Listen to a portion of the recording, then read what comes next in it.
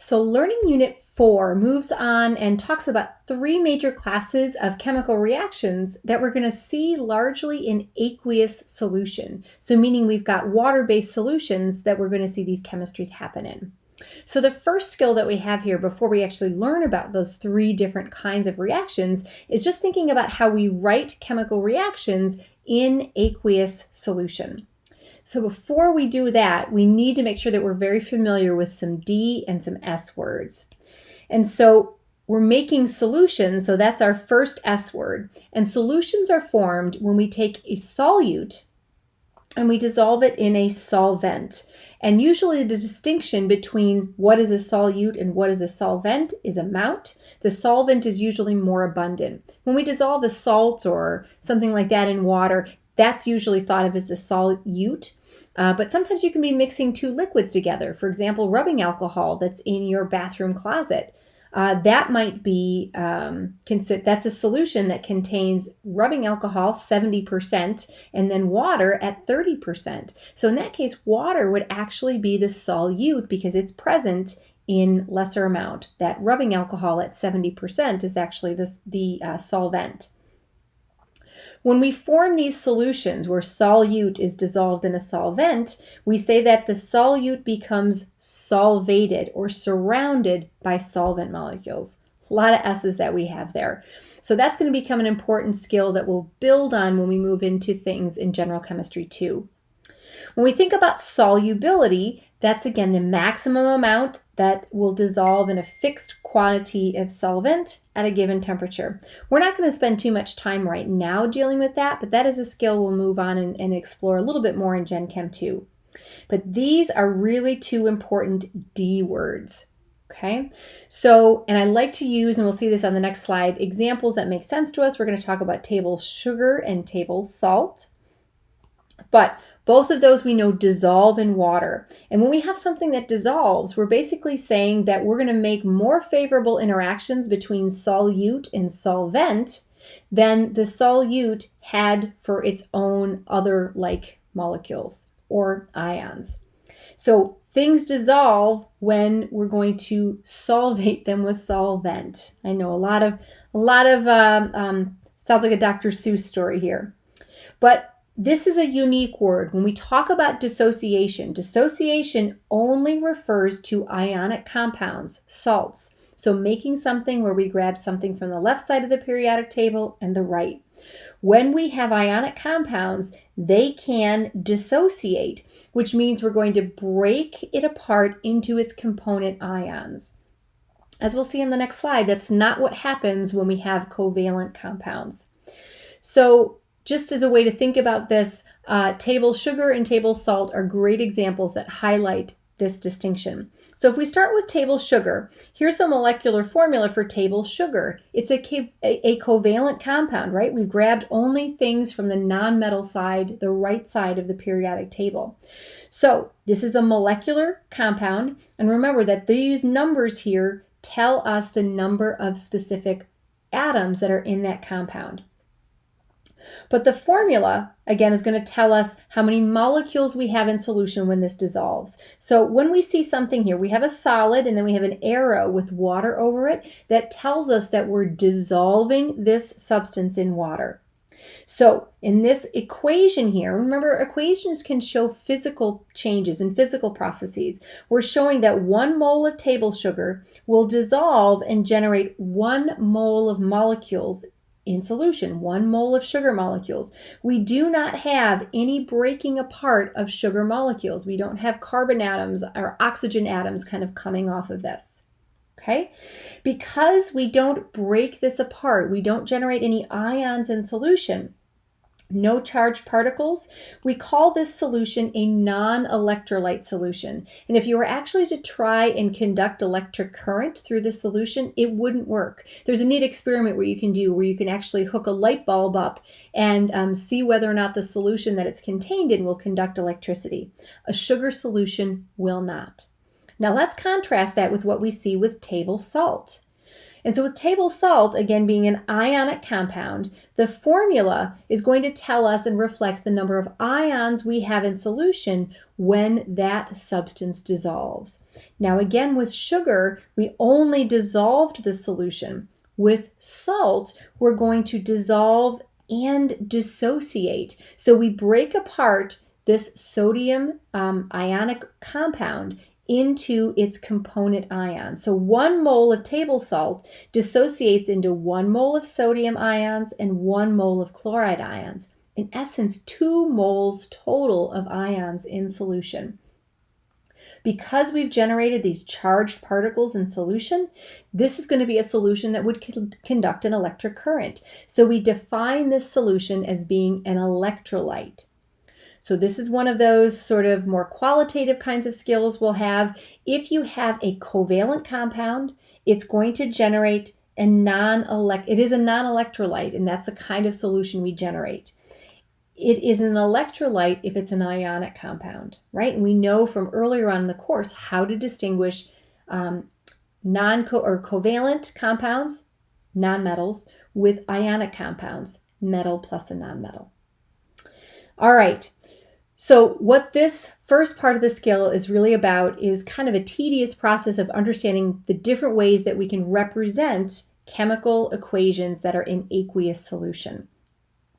So the molecular equation is the one that we've actually been using a lot in class when we sort of write down reactants and products as if they were intact, undissociated compounds. But the kinds of chemistry that's going to be happening as we look through the next 3 skills here are going to allow ions that are within these solutions to interact and either form a precipitate. That's going to be skill 2. Do acid-base chemistry. That's skill 3. And then skill 4 is do what we call redox chemistry or exchange electrons. So our molecular equation is what we're going to be most familiar to seeing. That's what we've been drawing and using and writing so far. What we're going to now understand is how we actually can break that apart and consider the sum total of ions that are in solution. So the total ionic equation shows all soluble ionic substances that are going to break apart and dissociate into their respective ions. The net ionic equation is going to eliminate spectator ions, and it's actually going to only show the change that's happening, whether it's a precipitation, an acid-base, or a redox reaction. So I'm going to go through one example here to kind of show you what's happening. And what we'll see here is that there's the least information that's sort of provided from this molecular equation. And as we get into this total ionic equation, we're going to have the most information. And then the net ionic equation is kind of a simplified form of our total ionic equation. Even though this is kind of an important skill to know how to do, it's really a little bit tedious to draw, and you'll see why on the next slide here. All right, so we're going to have one example that we go through. Then I'm going to show you all 3 kinds of chemical reactions. This is actually going to be a precipitation reaction that we're going to study in our next skill, but we don't need to understand that to be able to learn the skills of how to write a total ionic, net ionic, and molecular equation. So let's just take and write down some information here about what we have. What we have here in solution is we have a silver nitrate solution. So that's what we have here, silver nitrate. In this next flask here, what we have is sodium chromate. And what we're going to see here is in our next skill, we'll learn how to understand what happens when we mix these 2 things together. Don't worry about that right now, but what happens here when we mix these 2 solutions together is we form a precipitate. We form a silver chromate precipitate. That's a solid. So the first thing that we're going to do is we're going to write a molecular equation that kind of talks about, with a chemical equation, what I just said in words there. So here is our molecular equation. And when we do this, you're going to see that this is very similar to what we've already been doing and writing with a lot of our problems in class. We're going to have silver nitrate as an aqueous solution plus silver chromate as an aqueous solution. That's going to generate silver chromate as a solid and sodium nitrate as an aqueous component to that solution. So just like we've already learned how to do, we have to make sure that this equation is balanced. So I have to have a 2 there and a 2 there to balance it.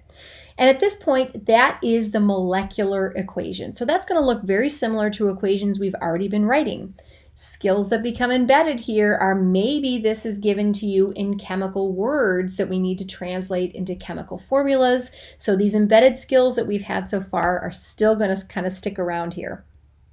So let's highlight how this becomes different with a total ionic equation. So total ionic equations, as you're going to see here, are kind of a pain to write because we have to break everything apart and show them separately. So what we're really going to have is when we consider that this sodium nitrate is really aqueous, it's really going to exist as these ions as though they existed on their own. So we're going to have 2 silver ions, aqueous, plus 2 nitrate ions, aqueous. So do you see how we broke that apart there? Rather than writing it as aqueous, we write both of those ions separately. All right, we're going to do the same thing with our sodium chromate here. Sodium ions that are aqueous, chromate ions, and that's a 2 minus there. That's aqueous. That's going to generate. Now notice this here. This was a solid. Because that's not something that dissociates, it's a solid. We don't write it differently on this side of the equation. Or when we have our total our total ionic equation. Then lastly, we're going to have this guy that is going to be broken apart into its component ions. All right, so now I hope you see why I think the total ionic equation is kind of a little bit frustrating to write because it takes so much time. But I'm going to highlight a couple of things here. When we look at this guy stays the same. Okay, this is a chemical, this is a solid that we form. So when we're showing an ionic equation, this is not something that breaks apart. So we're not going to have this appear as ions in solution because that's not what we generate. Okay, so a couple of other things I want to highlight here is anytime you have a math equation or any type of an equation, if something appears the same on both sides of the equation, we might be able to cancel it out, right? We do that with algebra. So I'm going to circle some things here. The nitrate and the sodium on the left, and then the nitrate and the sodium on the right, right? These are what we call spectator ions. So spectator ions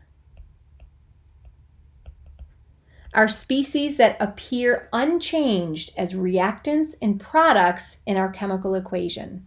Okay? What we're going to do now is show what happens when we take a total ionic equation and we write a net ionic equation. The difference between a total ionic and a net ionic equation is that we eliminate the spectator ions. And just like spectators imply, spectators stand around and watch things, right? That's what these ions do. They don't participate in chemistry. They kind of just hang around and they don't have any chemical change that happens. So what we're going to do to write our net ionic equation is we are going to cancel out the spectator ions from our total ionic equation and then just write what's left. So the net ionic equation that we have here is going to be 2Ag plus CrO4 2 minus goes to Ag2 CrO4 solid. At the end of the day, in reality, the net ionic equation is really the most important thing because that tells us the nuts and bolts of what's happening in this chemical reaction. So coming back and looking at, for example, what we have here on these molecular scenes, we can see that in this flask right here, we've got silver ions and nitrate ions. Those nitrate ions are just going to be spectators. They're not going to participate in any chemistry. Similarly, with this flask, we've got our sodium ions that are spectators, and then we've got these chromate ions here. That's going to be what's doing chemistry. So the net of what is happening with this chemistry is the silver ions and the chromate ions are going to come together and form a precipitate. And then our nitrate and our sodium ions are just still going to be hanging around in solution, and they're going to be our spectators. Okay, so 3 kinds of reactions we can write. Our molecular, which is what we've been used to writing, that kind of shows all of the information but keeps things together. Our total ionic recognizes if we have something that's aqueous, that really means it exists as ions in solution for ionic compounds. We need to be able to recognize species that are spectator ions because we remove those from our total ionic equation, and the net of what is left is called our net ionic equation, which really shows the chemistry of what's happening in that chemical reaction.